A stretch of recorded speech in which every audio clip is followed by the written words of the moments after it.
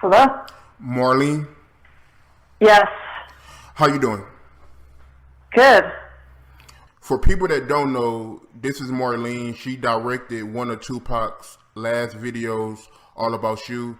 So with that being said, I wanted to get a step-by-step, detailed, insight on you directing his, All About You music video. Sure. Well, it was in LA at the time, May of 1996, and I'd done a few music videos before then, but I was really young. I was like 26 years old, and Tracy Robinson was representing me at the time. And she said one day, she was like kind of secretive, and she said, we're going to go out to Malibu. We have a meeting with Tupac's people about a video. So I had no idea it was a video for him. I thought it might be for someone else. I just had no idea what was going on.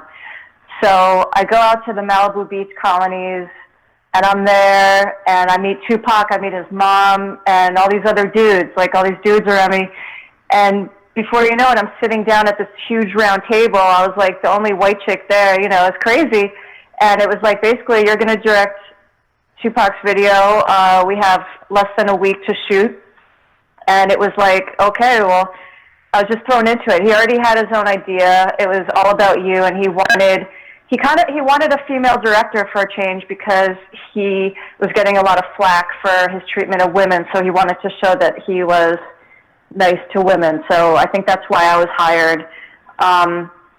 And it was basically, he threw all these ideas at me, and then the one idea that I came up with for the video was to have him sitting on the toilet bowl, like looking at magazines and seeing the same women appear over and over again. And that was my favorite shot. So that was your idea? It was yeah. That part was my idea. The rest was his. And I kind of, that's usually the case when you direct videos for bigger artists. They generally have their own idea. You're not able to express yourself or take that many risks like you can do sometimes with more up-and-coming artists. So I felt like my hands were tied a little bit. It wasn't like I really got to express creatively who I really am. It was like, well, I'm working with Tupac. I got to do what he wants.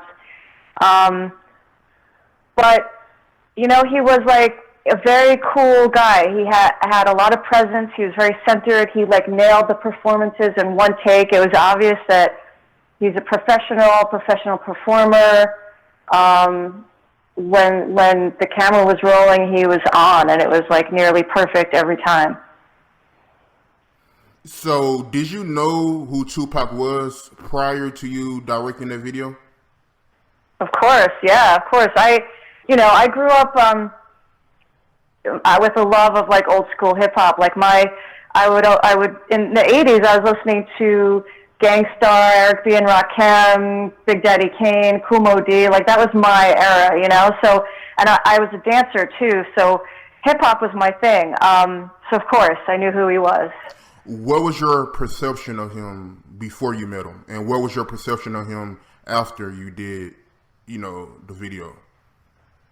My perception of him before was just that he was kind of hardcore, thug life, kind of a little untouchable, and I was a little intimidated, he was huge. And then meeting him, I was like, he's a person just like me. He had confidence and he had swagger, but he also had insecurities, and I could see into the human part of him, and I felt like, wow, we're all human at the end of the day, Right. It's a lot of videos, behind the scenes videos of the All About You video on YouTube. And from what I can see, it was a lot of women on set, liquor, weed, a lot of other stuff. So, how was it really on set? What was the vibe?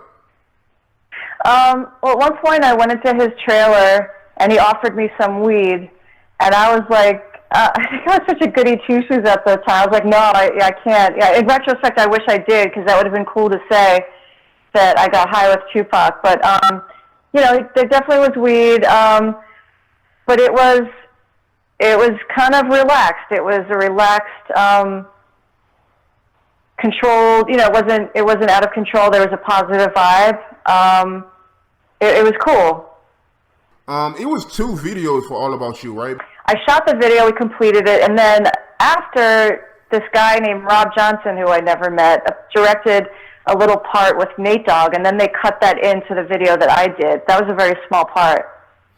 Okay. I see. So, how long did it take to do the video? Y'all was on set for hours?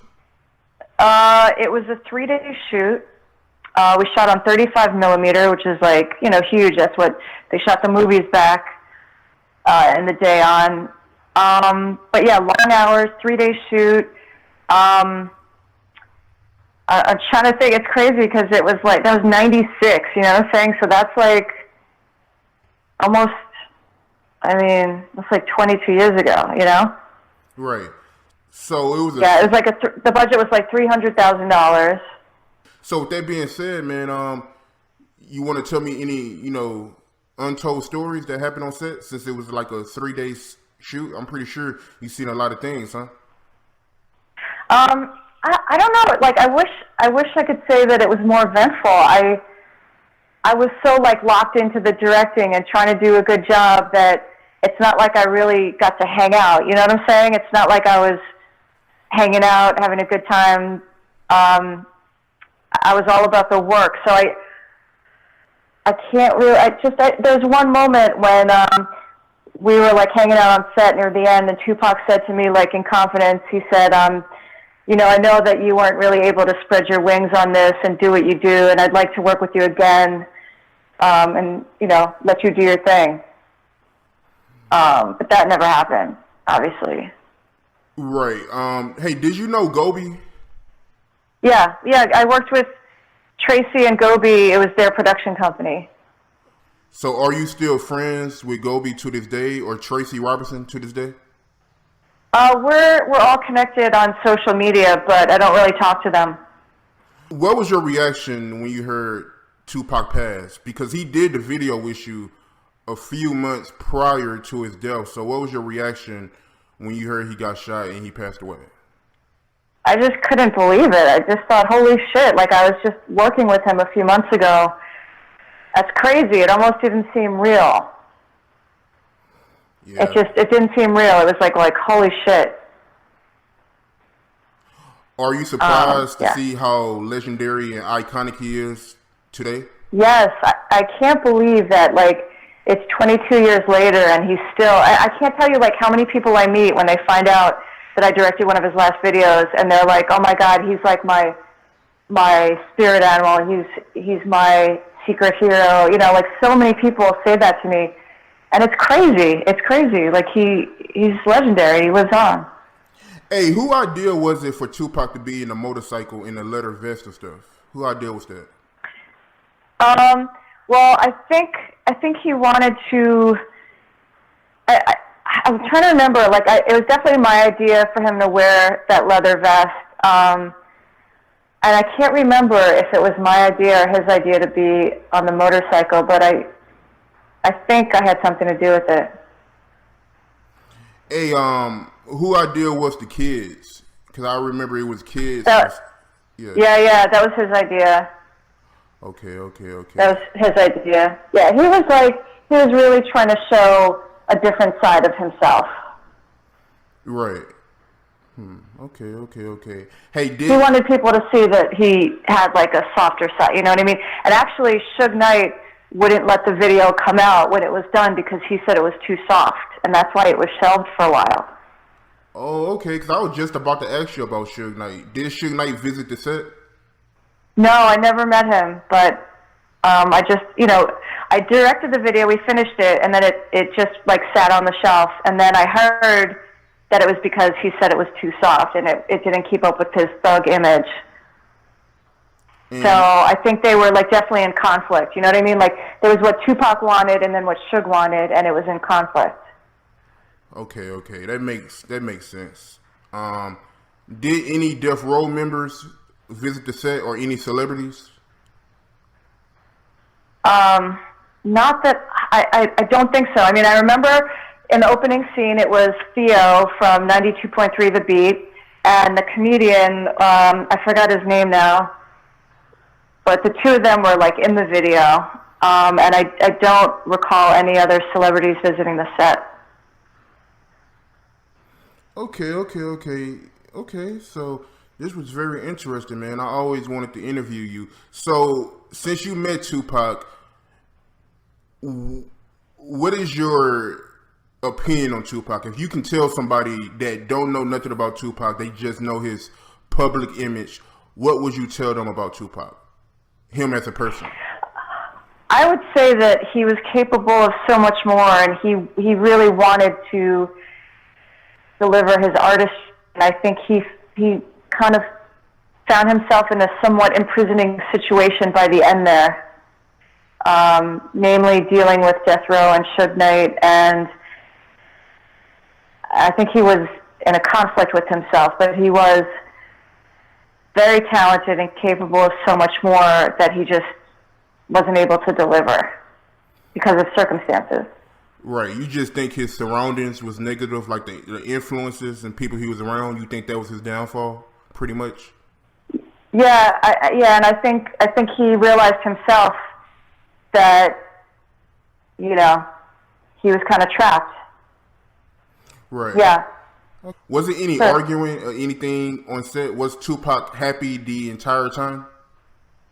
He was pretty happy, but when I asked him if he would dance a little bit by the end, he was like, "No, I don't dance anymore. I don't dance."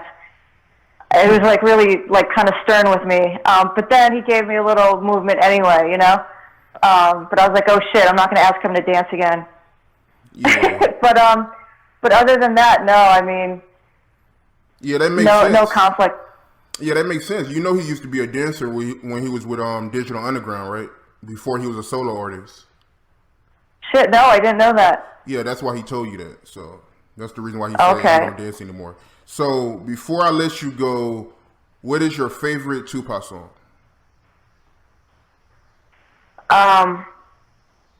It's this is gonna sound cheesy because it's more towards the commercial side, but "How Do You Want It" I really like. Okay, that's one of my favorite Tupac. That's in my top 10. I like really? that song too. Because I could dance to it, you know. Yeah, I like that song too. So You're Not Alone. So okay. With that being said, man, is there anything you want to shout out before we end this interview? Well, just people should check out my new web series because it's really good and it's deep, and it's called The So You Don't Know. And it's a dark comedy about urban loneliness, mental health, depression, loneliness, self-love, but it's funny too. Send me a link and I'll leave a link below in the video. Okay. So with that being said, we out. Deuces. Okay, thank you so much. And if you ever have any other questions, feel free to reach out. Yes, indeed. Okay, all right. Have a great evening. All right, you too. Thank you.